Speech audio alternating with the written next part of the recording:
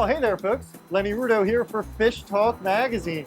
Well, it's winter outside. I'm not fishing today, but I've come to Angler Sports Center in beautiful Annapolis, Maryland, even though it's the middle of winter, to talk about striper tactics and what you need to know to catch rockfish in the spring, summer, and fall. We're going to go through all that gear. Let's go on inside, but oh, wait a minute first.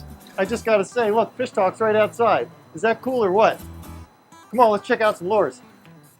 Oh, much warmer in here. Well, folks, the first thing that we need to talk about is planer boards, because when it comes to trolling for spring trophy stripers, believe me, a planer board is an imperative piece of gear. You want to make sure it has a flag on top so it's visible, so your planer boards don't get in the way of other people's planer boards. You run a line 100, 150 feet maybe off the ring right here. That gets attached to your boat, and you can run multiple lines. You can stack them on that planer board line and get out a ton of lures. Really, the main limitation is going to be how many rod holders your boat has and how many rods you can actually stick in your boat. Well, let's talk about those rods now. Now, before we talk rods, let's get this planer board out of the way. Fortunately, our lovely assistant McKenna will take care of that for us. And better yet, we have Mike here from Anglers to help us figure out what kind of trolling rods to look for. This is Mike. Hey everybody, thanks Lenny for coming by. So what do we got here? So we got two combos here, kind of on your lower end, high end. So this is a great bang for the buck. This is a Penn Rival combo. Comes with 40-pound mono, $100. You can't beat it. Great for almost everyday guy out there. The next combo we have is the other end of the extreme. This is the Akuma SLX20. Sell this to the guys who really beat it up out there, charter boat captains like that, on an Andy stand-up rod. It has a couple nice features, slick putt, nice rounded gimbal, and features like that. Perfect. Once you've got your rods, of course, then you need some lures. So, Mike, what are the two most popular rockfish lures out there for trolling for spring stripers? Absolutely. So, tandem rig and your umbrella rig are going to be by far 1 and 2, well above everything else. And something tells me that our lovely assistant McKenna has a couple for us. Here we go. Beautiful. Thanks, McKenna. Welcome.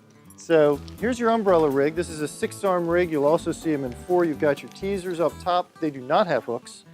And then your hook baits can be on the side. You might have 2, one on either side. Or some of these rigs have a single hook bait that comes right down the middle.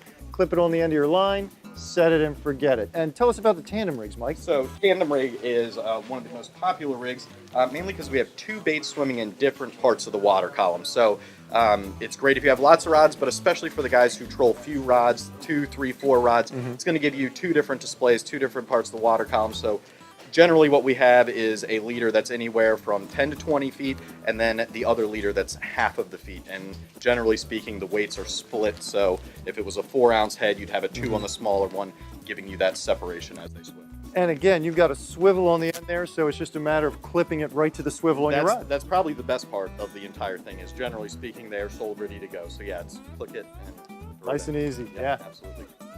Okay, let's move on to summertime fishing. Now, in the summertime, you're mostly going to say chum or live line.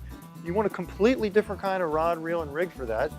Mike, can you please tell us what would be a popular rig for that type of fishing? Absolutely. So this is a great rig for both chumming and live lining. So what we have here is a 6-foot tsunami slow pitch rod. Most people like a little bit shorter, stouter rod, especially for pitching baits out. Nice long butt, lightweight with a strong backbone. And then the reel here we have is a bait runner reel, so it has a nice secondary drag feature, which for running live spot or even for cut bait is great. It's just a very light drag that it almost acts as a clicker as the fish takes it, so you can let him take your bait and hook himself. And this is an Akuma Samar CBF 40, which as of right now is the most popular bait runner that we sell. Nice. Now let me see that rig there. And why don't we just show folks real quick. You want to engage the bait runner. You put your bait or your spot on this circle hook. Once it's engaged, you just put the rod in the holder, and then the fish can take line relatively easily. As soon as you reel, it will engage the main drag. Now let's talk a little bit more about this rig real quick, because this is important here, circle hook, right folks? Those of you fishing in the Maryland portion of the Chesapeake need to know this is now mandated. You must be using a circle hook. J hooks are no longer allowed when you're bait fishing for striped bass. A couple quick points: you want to make sure the hook is very exposed. You don't want to try and bury it in the bait. You just want to get the bait right on the edge of that hook. If you're live lining, this can be put through the mouth of the spot, or it can be put through the back, right behind the dorsal.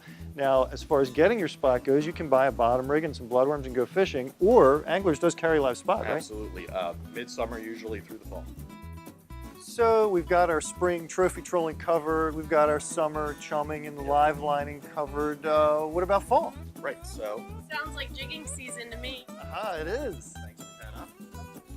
There are a couple rods and reels. What do we got here? Absolutely. So these are two of our more popular setups for jigging. We got a casting setup and a spinning setup here. What most guys are looking for is the same, whether you are using a casting or spinning rod, and that's really an extra fast action, which is ideal for snap jigging, which is what most guys on the bay are doing. So all that's really going to do is the rod tip is going to react quicker, allow you to get your jig back down and get a lot of action on the jig. And what size reel is that? So we use a 25 or 3,000 size reel, usually anywhere from 10 to 20 pound braid with a mono or fluorocarbon leader on it. And that leader terminates in a jig like this. Now, a couple important points. First off, you're going to have to vary the lead head size depending on the current, the wind, how quickly the boat's moving. You're going to want to be able to feel bottom with this jig head, right? Absolutely. So you might need anywhere from a ½ an ounce to, say, 2 ounces. Yep. And skirted baits are very popular. Sometimes that skirt helps you get extra bites. Let's talk about the tail for a minute. If it ain't chartreuse, It ain't no use. and if it ain't white, It ain't right. those are your main two color choices, people. White and chartreuse are really usually what rockfish are after. A couple exceptions. Really cloudy days or in very dark stained water, your purple and your root beer colors tend to really come into their own. Yeah, absolutely. Well, folks, I hope that was helpful. Now, don't forget, you can come on into Anglers anytime. These folks are happy to chat about these different techniques and gear. They'll help you out. Or, of course, you can go to fishtalkmag.com, and believe me, we have how-to and where-to articles that will help you catch a lot of fish using all these tactics and techniques and more. Don't miss another cool Fish Talk video. Click below to subscribe.